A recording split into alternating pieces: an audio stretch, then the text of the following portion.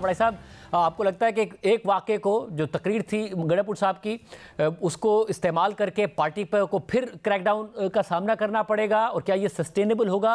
कल जो कुछ हुआ, क्या एक अपॉर्चुनिटी मिस हुई जो भी गंडापुर साहब की तरफ से तकरीर की गई? देखिए, एक तो हमें पहले तहरीक इंसाफ को समझना होगा कि तहरीक इंसाफ का हर लीडर जो है वो इमरान खान से खौफजदा है। लोग तो ये समझते हैं ना कि उनका रिलेशनशिप अपने लीडर से प्यार का है। मेरा नहीं ख्याल ये ऐसा है, क्योंकि इमरान खान सबको डांटते हैं और जो कोई उनसे इख्तलाफ करे या उनकी पॉलिसी से हट के चले, उसके साथ वो बड़ी सख्ती से पेश आते हैं। अमीन गंडापुर, जब मोहसिन नकवी साहब से इनकी पहली मुलाकात हुई, उसके बाद उनको बहुत डांटा गया।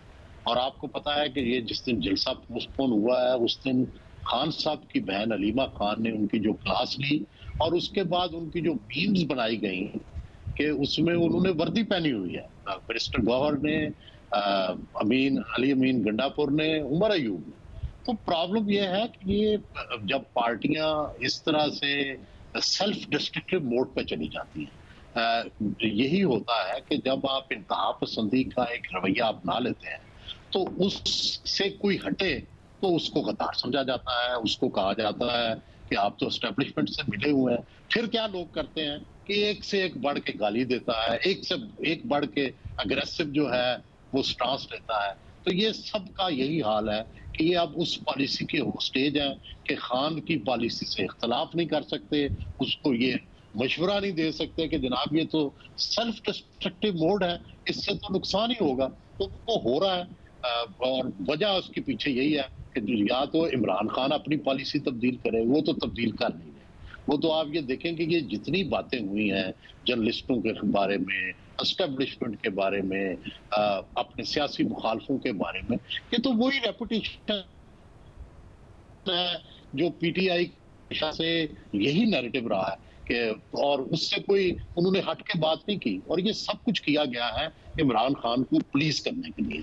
उन्हें इससे परवाह नहीं है कि एस्टेब्लिशमेंट नाराज होती है, साफी नाराज होते हैं, क्या असर पड़ेगा। इस वक्त तो पीटीआई की क़यादत में इस बात की दौड़ है कि इमरान खान को खुश कैसे रखना है, क्योंकि हमें जो ओहदे मिले हुए हैं वो इमरान खान की मर्जी से मिले हुए हैं, जिससे वो थोड़े से नाराज हो गए या उन्हें ये शक पड़ गया कि ये तो जनाब मेरी पॉलिसी से थोड़ा नरम जा रहा है, तो वो फारग हो जाएगा। ये प्रॉब्लम हमारे यहाँ दुनिया भर की तारीख अगर आप देखें तो यही प्रॉब्लम होता है जब आप लीडर के सामने सच नहीं बोल सकते। आप एक लफ्ज आप बार बार इस्तेमाल कर रहे हैं, वो है सेल्फ डिस्ट्रक्टिव। अब तहरीक इंसाफ की सोच बिल्कुल अलग है। वो कहते हैं कि जी हम इस वक्त डिस्ट्रक्टिव हो गए हैं अपनी ओपोजिशन फोर्सेस के लिए। हमने 8 फरवरी के इलेक्शन में उनका काम तमाम कर दिया था, इलेक्शन हमसे छीना गया। और हम इस्टेब्लिशमेंट के लिए भी डिस्ट्रक्टिव हैं, क्योंकि इस्टेब्लिशमेंट को इतना बैकफुट पर कभी किसी ने नहीं किया। बदलिया में तब्दीली आएगी, उसके बाद हमें हमारा मैंडेट भी वापस मिल जाएगा। ये जो पूरा सिस्टम निज़ाम बिठाया है इस्टेब्लिशमेंट ने, ये खत्म हो जाएगा। तो हम दूसरों के लिए डिस्ट्रक्टिव हैं, हम सेल्फ डिस्ट्रक्टिव नहीं है। आप कह रहे हैं वो सेल्फ डिस्ट्रक्टिव मोड है अभी भी है?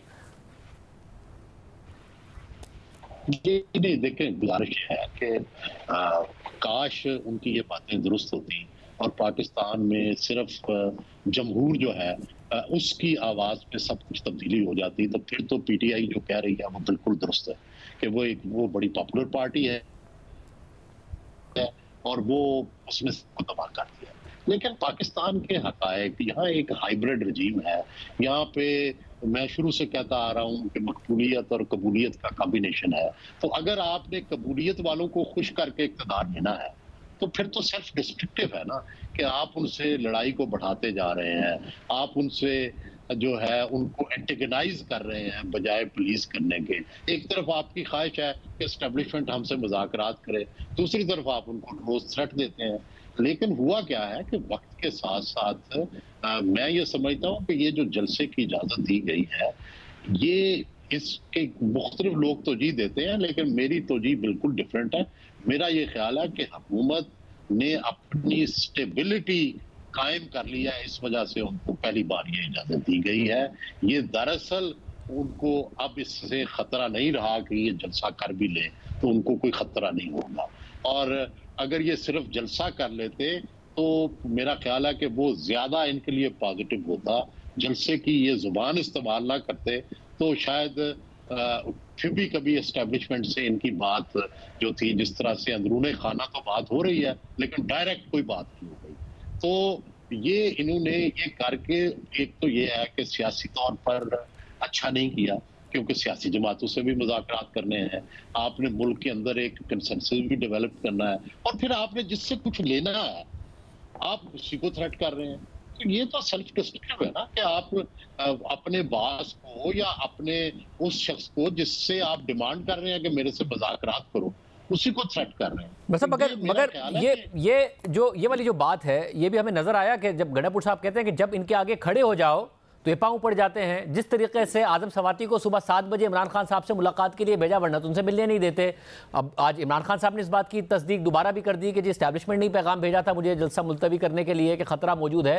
तो ये एक अगर CBM था भी तो उसको भी उन्होंने उसका मजाक ही उड़ाया, कहा कि जी ये एस्टैब्लिशमेंट ही बैकफुट पर थी। तो एक जब जलसे का ऐलान हुआ तो जो बैकफुट पर गए हैं उसको उस तरीके से तो ले रहे हैं कि दूसरी तरफ कमजोरी है, हमारी तरफ कमजोरी नहीं है। नहीं, लेकिन क्वेश्चन तो ये है ना, देखें हर चीज को अमली पैमाने पे नापना पड़ेगा ना।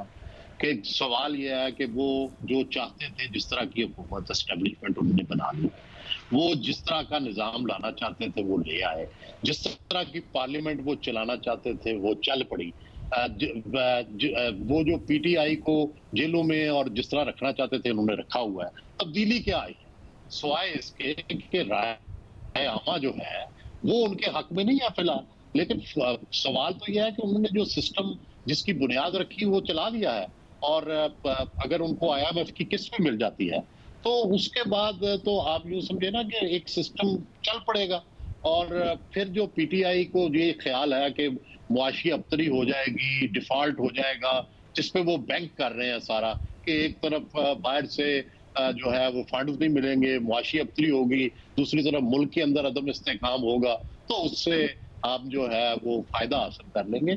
तो वो हासिल होता हुआ नजर नहीं आया। गवर्नमेंट पहले से ज्यादा स्ट्रांग हुई है, पहले से ज्यादा ऑर्गेनाइज हुई है, एस्टेब्लिशमेंट का होल्ड पहले से मजबूत मुझे तो नजर आ रहा है।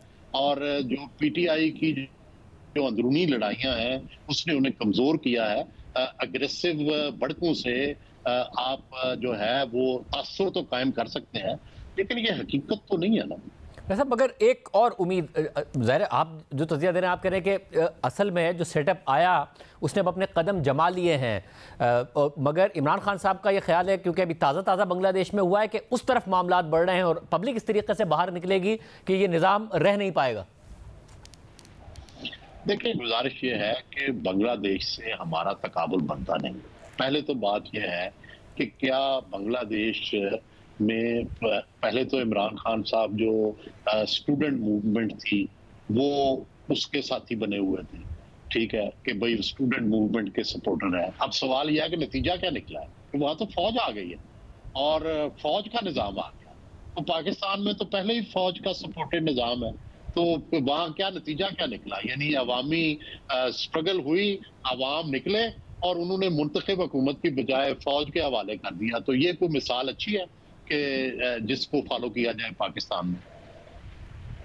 और आपको लग रहा है कि ऐसा है नहीं माहौल कि अवाम निकले, क्योंकि जब PTI कॉल जलसे की दी तो निकल जाते हैं, वैसे अगर कोई प्रोटेस्ट की कॉल है तो उसमें अवाम नहीं निकल रहे हैं, मगर इमरान खान साहब को लगता है कि हालात इस तरफ जा रहे हैं कि जिसमें अवाम खुद निकलेंगे। नहीं, वो देखिएगा PTI का ये ख्याल तो दुरुस्त है कि वो बड़े पॉपुलर है, और 8 फरवरी के इलेक्शन से भी यही पता चलता है, और हम जब सोसाइटी में जाते हैं तब भी है।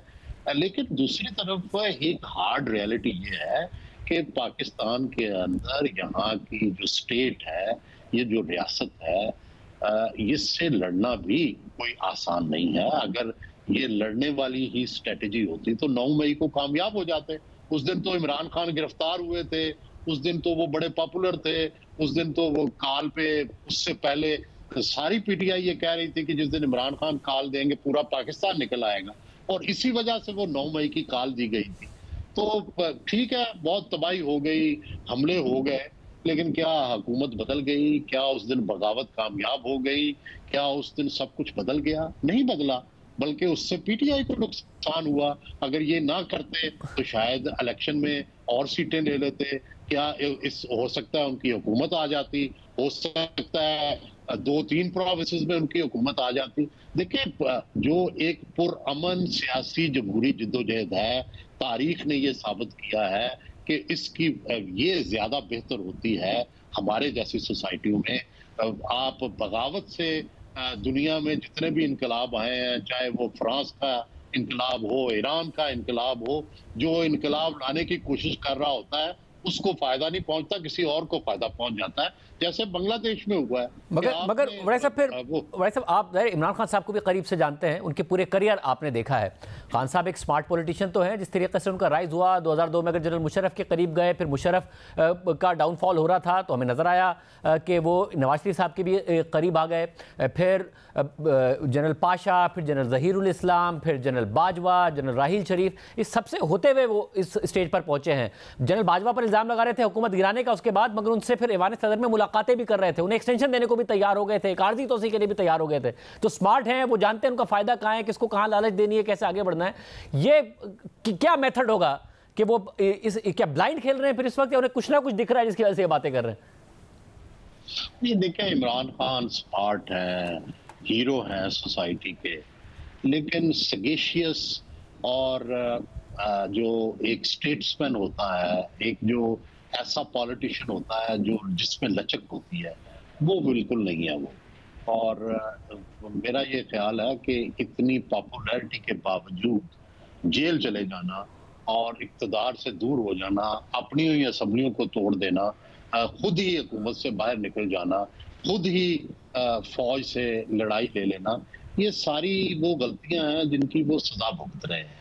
और ये ठीक है कि वो अब भी पॉपुलर हैं, लोगों की उनके साथ सिंपैथी है, लेकिन क्वेश्चन तो ये है कि हम ये देख चुके हैं कि बेनजीर भुट्टो, जुल्फकार अली भुट्टो, नवाज शरीफ कि जब भी वो इक़्तिदार में आए उस वक्त एस्टेब्लिशमेंट के साथ शराइत तय करके आए।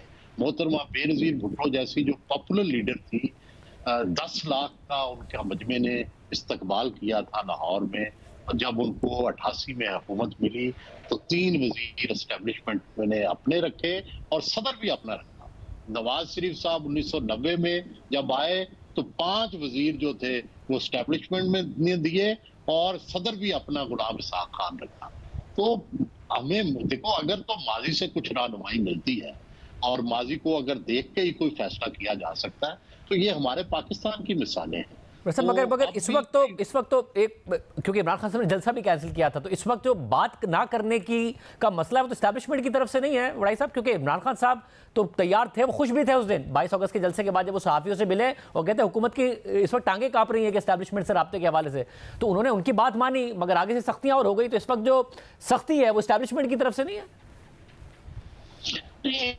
ये तो दुरुस्त है आप जो फरमा रहे हैं, लेकिन सवाल ये है ना कि कोई भी जो मूव होती है उसका देखना ये होता है कि गेन किससे हुआ है और लॉस कैसे हुआ है। उस वक्त ये लग रहा था कि इमरान खान ने ये गेन हासिल किया है कि उनके एस्टेब्लिशमेंट से राब्ते बहाल हो गए हैं, और जो है एस्टेब्लिशमेंट ने ये गेन लिया है कि भाई जलसा जो है वो पोस्टपोन हो गया है। लेकिन आज ये देखें कि एस्टेब्लिशमेंट ने जलसा तो पोस्टपोन कर लिया, लेकिन जो गेन इमरान खान समझते थे कि मेरे एस्टेब्लिशमेंट से राब्ते बहाल हो गए हैं, क्या वो उन्हें मिला? नहीं मिला। तो फिर इसका मतलब है कि वो तो एकतरफा गेन था एस्टेब्लिशमेंट का, जिसमें ये धोखे में आ गए कि ये जलसा पोस्टपोन करेंगे तो हमारे एस्टेब्लिशमेंट से रवाबत बहाल हो जाएंगे। वो तो नहीं हुए, वो एस्टेब्लिशमेंट के रवैये में तो कोई तब्दीली नहीं आई और सख्तियां आ गई है। तो इसलिए फिर ये देखना पड़ता है ना कि जब एक वाकया गुजर जाता है उसके नताइज क्या निकले।